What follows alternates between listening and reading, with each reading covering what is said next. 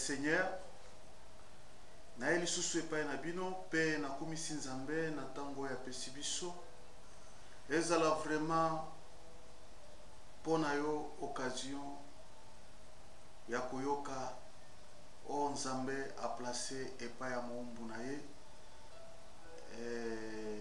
eke oyoka pe o pratiquer yango puisque kokoma na tango moko bato bakoluka parole de Dieu même na mbongo bakozwa yango te. Que Dieu vous bénisse, que Dieu bénisse la parole qui va sortir à travers son serviteur et que Dieu fasse de bonnes choses pour le corps du Christ. Na pesi mbote na bato baebinga, na pesi mbote na bana na nzambe, nzambe apambola bino. Lelo tozokolobela thème oyo bino boyebi, l'humilité précède la gloire. Bien-aimés dans le Seigneur, l'humilité précède la gloire. Deuxième volume, suite et fin. Mwana na nzambe na tambola na mokili na mona eloko moko oyo ekamusaka nga mokili ezotambola na orgueil na bato mutu bato balingi komikitisa te. Et Bible lobi l'humilité précède la gloire. Yesu amikitisaki habito zala tolanda exemple na ye. Mais yo mutu ozolinga komikitisa te. Est-ce que ça normal? Est-ce que vraiment ezali exemple ya bana na nzambe? Peut-être ngape na ukioza na kati mena kosenga na nzambe ke eloko wana ezala na kati na ngai te. Sans plus tarder, l'humilité précède la gloire. Tolobela ki yango tolakisa ki exemple ya Agar, la servante de la femme d'Abraham, Sarai, aboya ki komikitisa et que lelo tokei suite et fin. L'humilité précède la gloire. Que Dieu vous bénisse. Zambe na komisio na mwandambo tina kati na monoko nanga. Eko kakotuka bana na oteme, eko kakopesa quelque chose de plus. Poete yomo kozoko déclarer bazo sondo la peuple na yo. Nanga moko na kosala ngote. Mais je me suis sacrifié pour ton peuple. Na ondambo tiaka na kati na nga to partager yango elongo. L'humilité précède la gloire.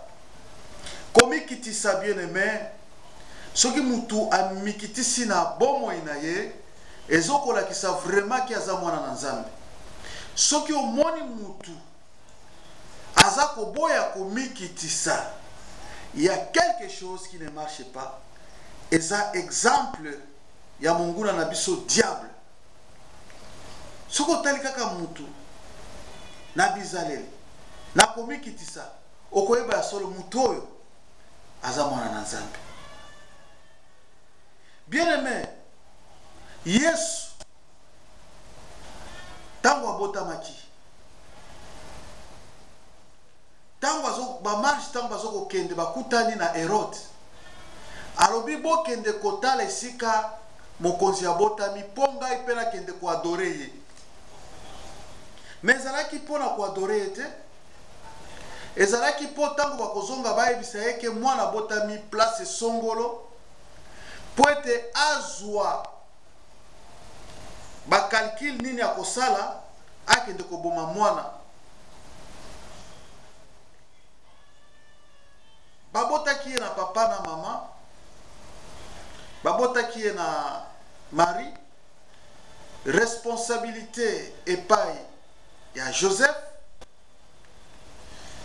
Tango ba marche bazoko zonga, ange alobi bole kanzela mususu bole kanzela wana te batosaki pe bazongi na ba ange bayebisi Marie na tango oyo Teresa malamu te zwa mwana kende na ye na Afrique pour un certain temps puisque Hérode aza koluka aboma ye. Joseph akioloba biso toboti mwana nzambe to résister toza na mwana nzambe awa Satan akosala nini mais mibeko za mibeko atosaki amikitisaki pe bazwaki mwana bakendaki na ye na Égypte. Voilà un peu comme mikitisa yozo boya komikitisa pona yoza nani batu baleki bayali omoni fourmi ce que zotambola na la pouvoir ya kofinango pe kufi Nzambe atala biso ndenge wana tango amona biso soki asali kaka boye pa kati yo moto kufi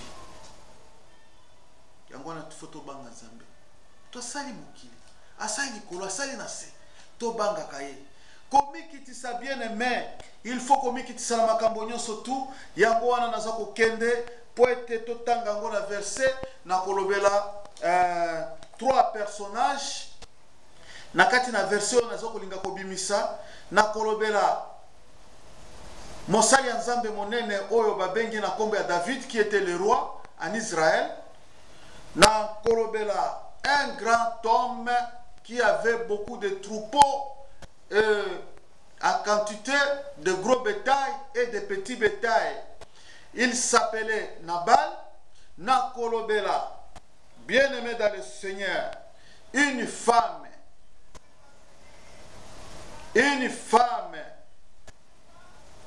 qui était bien assise, une femme de distinction, Abigail, une femme de valeur.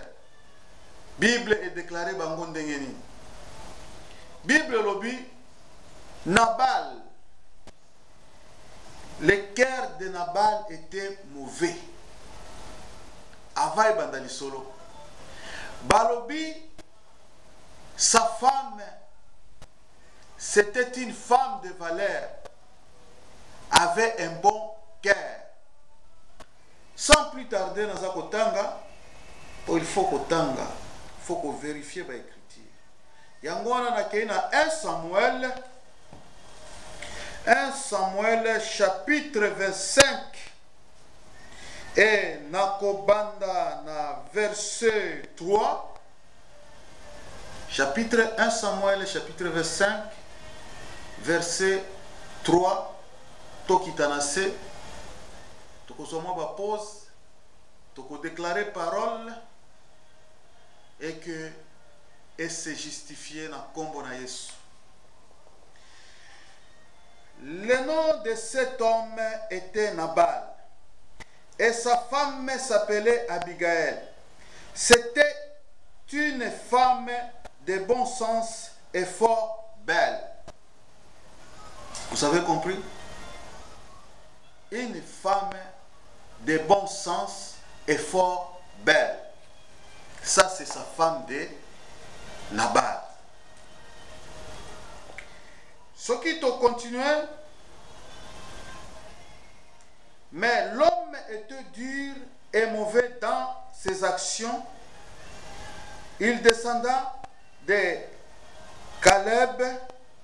David apprit au désert que Nabal tondait des moutons. Il envoya vers lui 10 jeunes gens auxquels il dit: montez à Carmel, vous irez chez Nabal, vous le saluerez à mon nom et vous lui parlerez ainsi. Bien-aimés, écoutez. pour la vie, que la paix soit avec toi. La paix avec ta maison, la paix avec tout ce qui t'appartient. Nasukana noana. Bien aimé, Bible lobby. David a pris qu'il tondait ses moutons, puisqu'il avait 3000 moutons. Les chèvres n'en parlons même pas. Mais David, tango ayoka kike, azako tondre ba mouton na ye, ezaki na mwa lisolo moko elekaki awa ya munene, et atindaki epai ya Nabal 10 jeunes gens.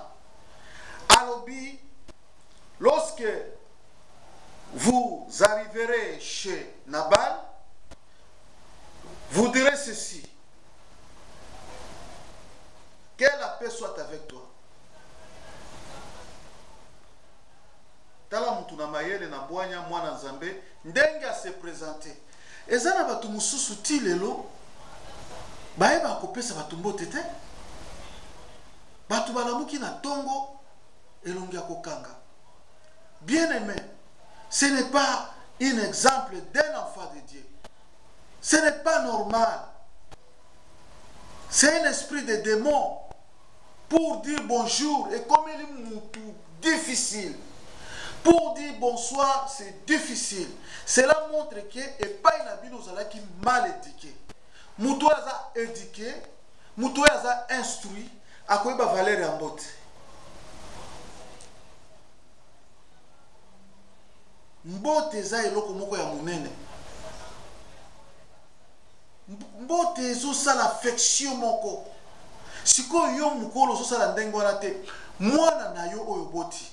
Soki akoli akozala vagabond. To banga nzambe. To eba akobi kitisa.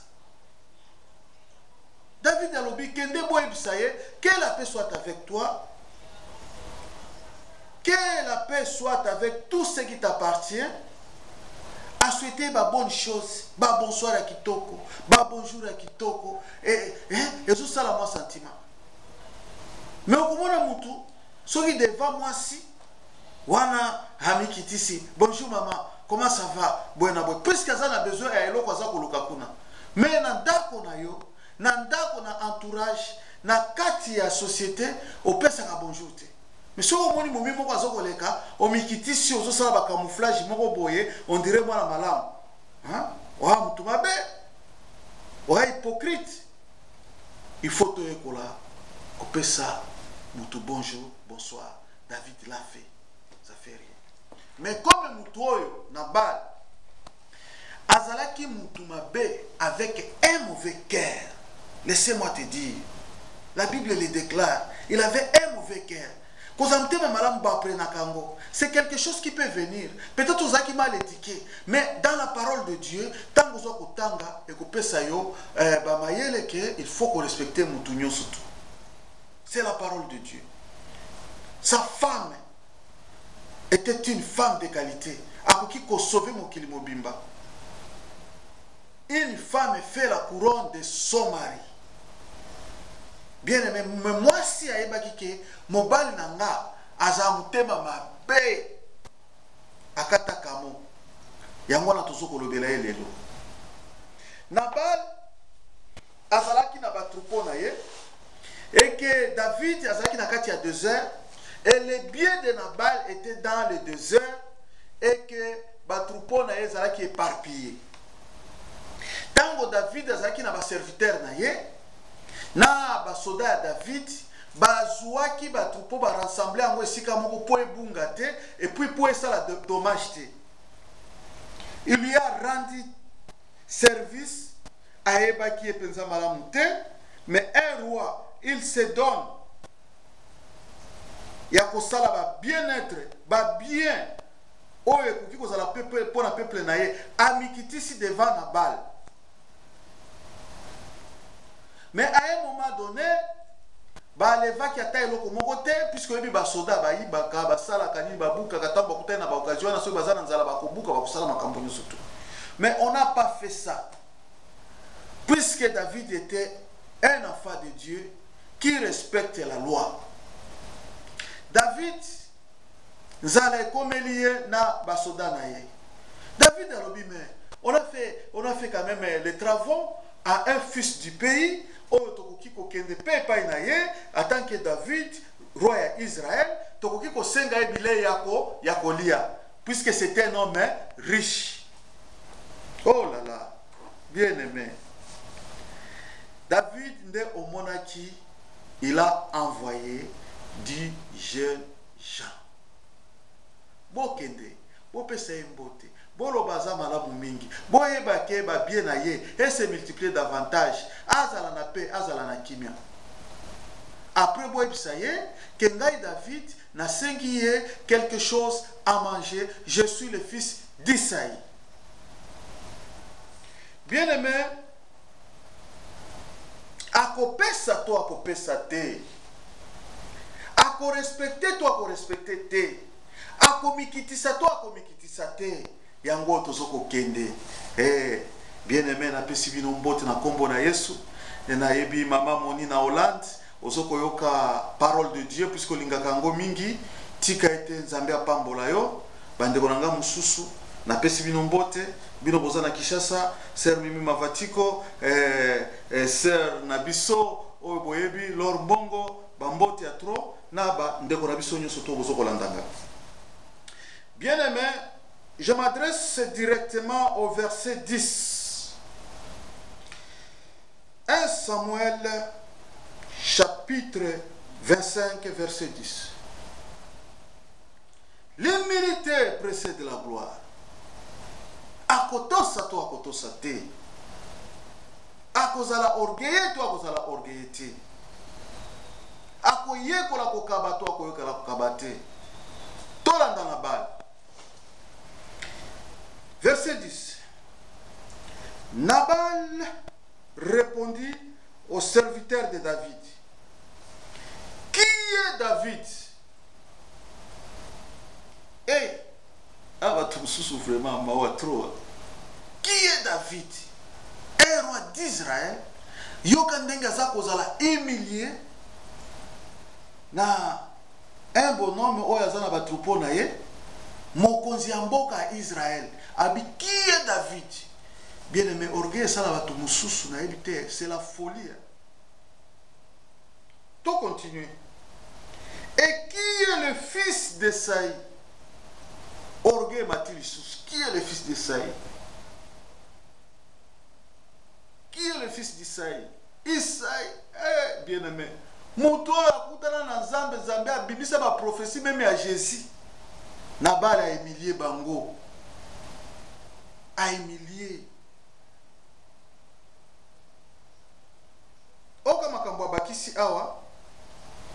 Il y a aujourd'hui beaucoup de serviteurs qui se vendent de chez leur maître. Je prendrai mon pain, mon nom et la viande que j'ai débité pour mes tondeurs et je les donnerai à des gens dont je ne sais même pas d'où ils sont. Nazwa mapalanga, nazwa misuni nanga, nazwa baber nanga, nazwa ba confiture nanga. Nakende kopesa yango na mutu moko oyo kutu na yebi ete. Dans la humiliation. Ah bon? Roi Israël. Baleki même mutu aleki osoko humilié. Nani akondima likambo? Tout d'abord c'est un fils de Dieu. Tout d'abord mokili na tango na yewana na époque na yewana. Ye azaki na Nzambe fara fara. Metala ndenge mutu azoko humilié. Po asenge biloko akolia. David alobi. Ah bon? Et ma serviteur ya David bazongi kopesa David message. Tango bazongi ba porter message par David. Abi mon consimètre. To komi kuna ba Emilie biso na ndenge moko ko salana te. Nabal asakani na biso kutu alobi na biso boye, qui est David? Qui est le fils d'Isaïe? Elle dit c'est vrai. Azela. Il avait 600 hommes et Azui 400 alobi ma ceinture épée à bitumba atiki kaka 200 pour na bagage. Bien aimé, balobi azoko zonga na colère alobi tokokutana na ye lelo oyo tokutana na Nabal alobelanga en face qui est David, qui est le fils d'Isaïe. Je suis le roi d'Israël. Je suis un enfant de Dieu, choisi par Dieu. Mais aujourd'hui, je suis humilié par quelqu'un et il me dit, il ne me connaît pas. Oh là là, il va me connaître aujourd'hui. Il va me connaître aujourd'hui. L'humilité précède la gloire. Mais qui dit sans ambia kotombola yo. Jéhovah Jireh, Jéhovah Shammah, le tout-puissant, le commencement et le dernier. Oh Jéhovah Shammah, tozalaka fier kozala bana na Nzambe. Nazana immunité céleste. Soki mokili epesaka mutu immunité diplomatique et Nzambe akopesa nga immunité céleste. Parfois kokotela ngai akojije nga après puisque je suis son serviteur. Et que tokoki kozwa ba décision ndenge toligi parfois. Mais nanzela abolam. Bien aimé dans le Seigneur. Tango David azoko kende, de l'autre côté na kati epa ya Nabal, Bible lobeli biso ete mwasi na ye Abigail akomi na ndako. Les serviteurs de Nabal, saisis par l'esprit, a dit maman, s'il te plaît, maman, côté eza ya koinda. David a tinta ki batunaye awa 10 personnes, ba koseka biso biloko ya kolia. Et alobi ki asala ki biso bolam, ba saliwe biso na tendresse nyonso. Mais Nabal patron na biso alobi qui est David, qui est le fils d'Isaïe. Batu mususu ba mitekaka, ba epe koloba n'importe quoi awa, ba koki ko boma bango, ay milliers na basoda na ye. Maman alobi, quoi? Quoi? C'est vrai. David owa abi oyebi. Oyo ya mwana ya Isaïe. Oyo ya roi ya Israël. Oyo mokili mobimbezo tosa. Balobi mwasi oyo a expliqué ki atakutu mobali na ete. Elle a pris la décision elle-même puisqu'elle dit mobali na yazo ko tambola na ba décision moko diabolique satanique. Bien aimé koki ko kangama na mutu mususu tango zo kangama na ye soki azo tambola na esprit diabolique akoki ko bomisa yo. Mobali na soki azo tambola na esprit diabolique akoki ko bomisa yo. C'est pourquoi la Bible zo ko recommander sois fidèle en vous deux dans les couples, dans la famille.